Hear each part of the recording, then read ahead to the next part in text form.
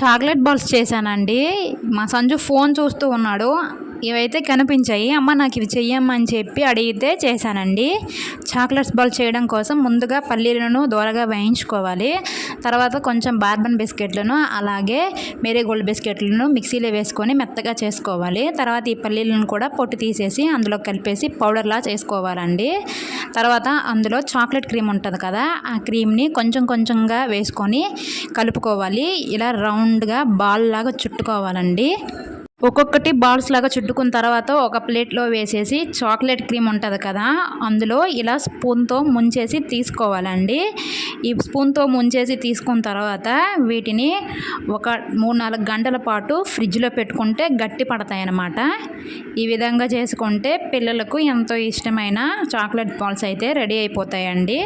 చూడండి, ఫ్రిడ్జ్లో పెట్టిన 4 గంటల తర్వాత అయితే ఇలా అయ్యాయి.